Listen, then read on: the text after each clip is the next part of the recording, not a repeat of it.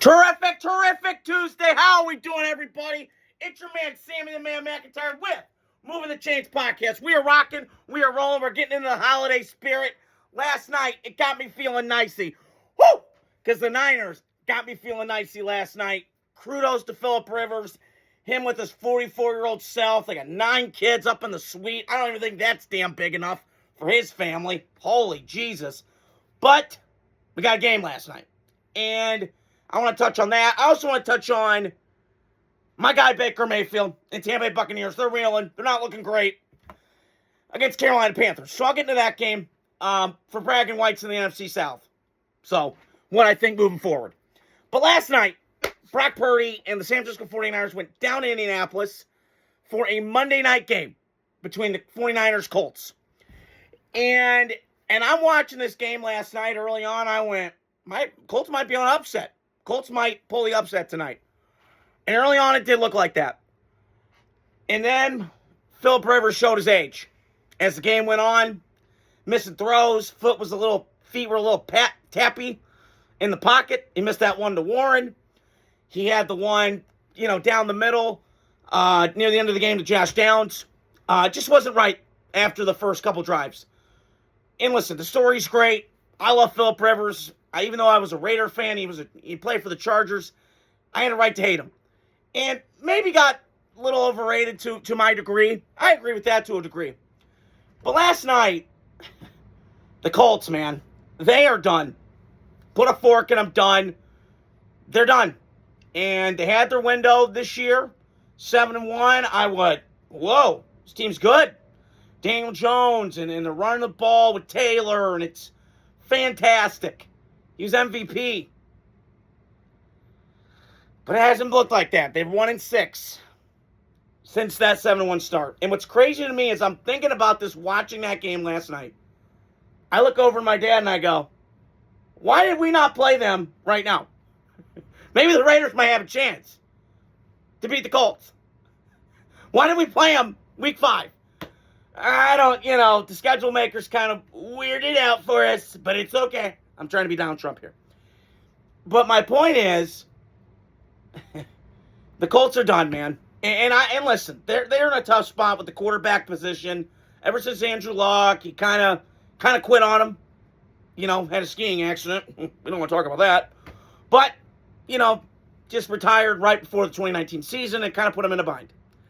And ever since then, they've been kind of life-preserving Rivers and Nick Foles and Sam Ellinger and all these guys. It hasn't worked. And then they did something really dumb, getting Sauce Gardner, who, granted now, is hurt. Gave him 2 first-round picks for him, was reckless at the time, instead of being aggressive. And my dad goes last night, he goes, damn, they got no first-round picks. I said, no, they only have not 1 but 2. He went bye-bye. So, dumb decision on Chris Ballard's part, which I'm a fan of Chris Ballard. I think he's a really good GM. I know, hasn't got the results, but he's respected in the league. And I think he's built a really good roster.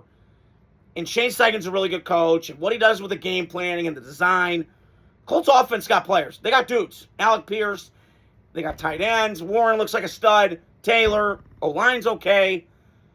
But when you don't have that guy under center, and Quentin Nelson talked about this year, you're kind of constantly going through stuff. When you're looking around the league, players aren't dumb.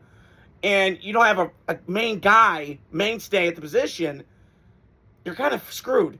Or in the other words, fucked. So, I don't know where the Colts go from here. I really think the Colts, they're not going to be bad enough to get the top pick. They're just in no man's land. They're in that weird spot right now. And it's a sad spot to be in because I like the Colts roster a lot. And there's another team in the NFC that kind of reminds me of the Colts, the Cardinals, that, now let's be honest, the Cardinals are just dysfunctional among belief. But at least when I look at Arizona and look at the Colts, I go, they got talent. There's dudes everywhere.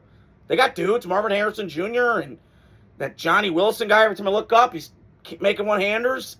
Trey McBride's a beast, just like Tyler Warren. So I think the Colts are in a weird spot. And I'm looking moving forward with the Colts. You better get a quarterback because C.J. Stroud ain't going nowhere. Houston's a rocket ship. Jacksonville, can they sustain this level of play? It is 1 year. Can they sustain it for a long time? They've done this before where they teased me. 2017 AFC Championship game, then they just fall off a cliff the next year, and it's hard for them to get back. So I do think they're in a weird spot. Because Tennessee, if they get the right coach and GM, they have the right coach with Cam Ward, that could be special. Because they're playing their butt off the last couple games. And then I look at, so I mentioned Texans, mentioned Jaguars, Titans. Hey, they could be pretty good. They get the right coach. Coaching matters. So I do think the Colts are in a weird spot, and they're done. And it's a shame because they had a really strong start to the season. Some could say, well, they played junk teams. I don't know. But when I watched them up close, and they whipped our ass. And they got dudes everywhere on the Colts. And it's just a shame that the quarterback position has not been fixed and solved. They've been band-aiding it for years. So I feel for Colt fans because ever since Andrew Luck left you, kind of at the altar, you've been kind of fucked. So, Colts, I don't know what you do from here. It's going to be an interesting offseason down to Indianapolis. And on the flip side, Brock Purdy got me feeling nicey last night because he threw 5 tutties. 5 all different guys. 2 to McCaffrey, 1 to Kittle, 1 to Jennings. He just was on a tear last night. He's letting that thing rip. The one thing I'll give Brock Purdy credit for. Excuse me. One thing I'll give Brock Purdy credit for is he lets that ball rip. He's an aggressive passer. Now, that could be his biggest strength and his biggest detriment. But last night, it was his strength. He was letting that thing rip last night, and it was a thing of beauty. When he when he rocks that thing back, foot in that ground, and throws that fucker down the middle, it's golden. And he's a stud. And I think the Niners, the only concern I have with them is why the Baker's hell is there not a backfield committee in San Francisco? I mean, I'm looking around the league. Green Bay's got one. The Rams have one. The Eagles have one. The Steelers have one. And the Niners just riding Christian McCaffrey like secretary, which I would too. But he's 29 years old. He's got some injuries. He's got a history of them. It's not just, one here, 1 injury here. No, it's a couple bouncing around. So you got to kind of monitor that, San Francisco. And you're kind of shorthanded enough as it is on defense mainly. And now Kittle's hurt. Yikes. I mean, you won last night, and that was the best bet of the week if you're a betting guy. 45-year-old Flip Rivers off the couch. Nice story. And he looked good early on, but come on. This is my knock on Kyle Shanahan. He drives me crazy. And listen, he's 88-17. He's been to NFC Championship games, been to Super Bowls. Got to come through. But he reminds me of Andy Reid. Him and Philly, everybody's, he's smart as shit. Dad was a coach. All that stuff, and he can't get it done. Now, can he? Time will tell. Because he's in a mother division. Rams, Seattle, right at their heels. But I do got to wonder if they had, I know this is hypothetical, but if they had Bosa and Fred Warner, I think they'd be a threat. I would not want to play San Francisco. Green Bay's seen San Francisco in the playoffs a bunch of times. I've seen that movie. It ends poorly. So they got a big matchup Sunday night in Santa Clara coming up. And that's going to determine a lot of things in the NFC. It's going to make the picture a little bit clearer than it is right now. We kind of got a clear picture, but it's going to be broadened on a bigger scale next Sunday night in San Francisco. So my money is, if I was betting, probably would go San Francisco, but it's coin flip. And I got to wonder moving forward with San Francisco, you got to draft a running back. I wouldn't be hesitant to do it. I would not be hesitant to do it if I'm San Francisco. Draft a running back and see where you go. Because you have to draft a running back, man. You can't keep Chris McCaffrey, as great as he is, and he's one of the best running backs I've seen in my lifetime. Watched football 18 years. He's in that short list. His dad was a great player. His mom was a great athletic family. Just like Drake May for the Patriots. But you got to kind of wonder at that cost. And I'm watching the highlights before I got on here. Why was he still in the game? They're up 41-27. They're up big. Put the new guy in. Fresh legs. So, I don't know. That was my only gripe to give with the Niners. But they did win last night. Convincing fashion. They punched their ticket to the playoffs. Very impressive. And that's the one thing with San Francisco, I got to say. Impressed.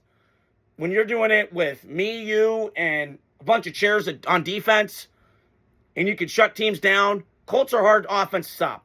When they're humming and they're clicking, it's hard to stop.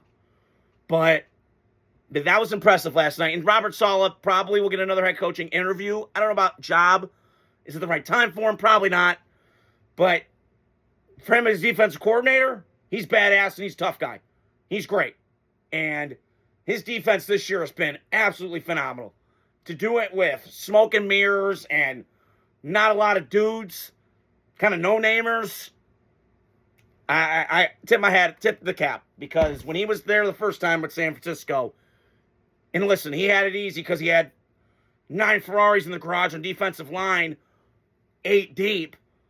You know, kind of made your job easier. But right now, he's showing his coaching strength because he's doing a bunch of no-names. So give credit where credit's due to San Francisco. They look really, really impressive right now. And they're getting hot at the right time. And they're getting their guys back. Now, we'll see on the status of Kittle, if he's healthy enough for the playoff run. But however far they go, even if they don't, if they get in and they maybe win a game or lose close, still hell of a season.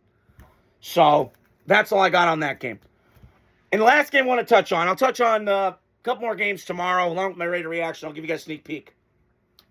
I want to talk about Carolina and Tampa. And Tampa went into Carolina. Division was on the line. And early on, Carolina was controlling that thing. And then I saw Baker kind of running. I was like, that's my guy Baker. Okay. Show me my doppelganger. Bring it on, bitch. Let's go. This is my division. I've owned this shit. I run it. And I thought early on, in the middle of that game, I went, okay, momentum's kind of going to Tampa's way. They're getting big plays. They're getting chunks. And then I'm watching near the end of the game, Baker Mayfield skipping balls left and right. Didn't look right to me. And something's off with Baker. I'm not saying that he's your problem in Tampa, but this defense is a sieve. I call a spade, man. I'm watching it in Carolina with fewer household name guys outside Derek Brown and J.C. Horn. That's about it. And this is not your grandfather's Panthers with Luke Kuechly, Thomas Davis, Star Lotulelei, Greg Hardy, and those boys. Not it. It's pretty good. It's a solid defense. It's middle of the pack. They improved their defense a lot. I got to give Panthers credit. I'll get to them in a second. But I'm looking up at Tampa Bay. What's happened? Because I thought early on, I'm like, this division's in the bag, bro. Who's sketching up to Tampa? Baker, Moneymaker, Mayfield, baby. He's going to get it. Yee! Words of my guy, Phil Sexton. But my point is, and I look up, and Bryce Young outplayed him yesterday. He really did. Bryce Young was putting that ball where it needed to be. Him and Ted McMillan got a great rapport. Holy shit. Man, but Tampa, it's decision time. I think the Glazers got to really consider getting a new coach. Now, I would do this if I'm Tampa. I've heard the rumor Belichick's out there. He's got a house in Jupiter. No, he's staying in North Carolina. Let him rot there. I don't care. That's more a circus than I need. But if I'm a coach and I'm looking around, because there's going to be job openings, obviously, Raider job and all this other stuff, Tampa would be an intriguing fit. Now, it's an older roster. I said this before the year. They still be a playoff team in the mix, but it's going to be hard for them. Their roster's old. And you kind of saw it yesterday. Levante David, as great as he is, got 1,000 tackles on the season. He's a mile from what he was. And your secondary's been depleted, and you're not getting home enough on your rush. I like Todd Bowles. But he's got some Landry quality. He doesn't say much. He's kind of... And Ben Johnson has some of this for Chicago, but he's winning. And I know Tampa's kind of sleepy, and they're kind of like Seattle. But I really think the Buccaneers got to really consider a coaching change. Because I was thinking about this driving home today from work. They've had, the last 3 years, they've been on a hot heater early in the season. And they fade down the stretch. So, is that something to do with momentum? Maybe it is. I don't know. But I'm telling you right now, if I'm looking ahead moving forward, the only team I think in that division that could cause you problems is a team you played Sunday across the field. Because I'm looking ahead, and I know it's a year-to-year league, and I get that. But if I'm looking at a standpoint of who's winning the South next year, and I'll probably do it in the summer, my predictions and stuff. And I had Carolina third. I really did. Now, I was wrong on Atlanta completely. That was a whiff by me. I should have known better. They're like the Chargers of the NFC, for crying out loud. All this talent, they can't put it together. And then New Orleans, obviously, is crap, but their offense can put up points. I mean, Chris Olave had 1,000 yards, 8 touchdowns. I don't even know about it. So they can put up points on offense. Their defense is a sieve. So I'm looking around. Carolina's probably your best bet to maybe win the division moving forward. Now, can they sustain the success? We don't know. It's a year-to-year league. So moving forward, Tampa Bay, you got some decisions to make. I don't know what you do because it looks bad in Tampa. They do not look right. They're offensively broken. Baker's skipping balls. I don't know if he's hurt. Something's off. And losing Liam Cohen, that's got a huge dent in it because he was smart and clever and witty and just creative and all this stuff. And they were a machine last year. It felt like I was watching Brady's Buccaneers that first year. Or first 2 years with in Tampa with Brady. And now it just feels kind of wishy-washy and it doesn't feel right. So this does happen with defensive coaches. They don't really focus on the offensive side of the ball, and then you kind of see the result. So Tampa's got some decisions to make offseason, probably won't make the playoffs, but I want to touch on a team that probably will make the playoffs and win this division is Carolina Panthers. I just mentioned at the top of this topic here. So Carolina won Sunday, and Bryce Young outplayed him. And Bryce Young, is he bigger than I like? No. Is he big arm? No. But I got to tell you, I was wrong on Carolina. They're 1-3. I'm like, oh, David Tepper and this junk of a franchise, just dysfunctional as hell. But I'll tell you what, they proved me wrong. Dave Canales has steadied the ship. Dan Morgan, former player. Really nice draft. They got that Coker, Mitchell Evans, Notre Dame guy making plays. Their offensive line's opening holes for Rico Dowdle. Ted McMillan has been an absolute stud. I knew he was a stud, but he had more off switch than on. And I got to tell you, I look up, and Carolina, they're a tough team. Now, they're a roller coaster ride. But I tell you what, I would hate to. Carolina could be feisty down like a couple years. And I really think if you got some decisions to make on Bryce. You got to know, well, is he a guy that, I was thinking about this today. You could pay him 20. I'd be okay with Bryce making $20 million a year. But I know the going rate for quarterbacks. But I don't think Bryce is there yet. If he can string together another year like this year, then okay, maybe. But I'm just not convinced yet. And I think Carolina got some decisions to make on Bryce Young because this team is really good. Now, it's inconsistent at times, but I look up every once in a while, Carolina Panthers are on, I go, whoa, okay, yeah, all right. Derek Brown and J.C. Horn, and they got some dudes on defense. And I look up and I go, well, that's pretty good. You got Horn, you got Coker. They're impressive. And Carolina's really impressed me this year.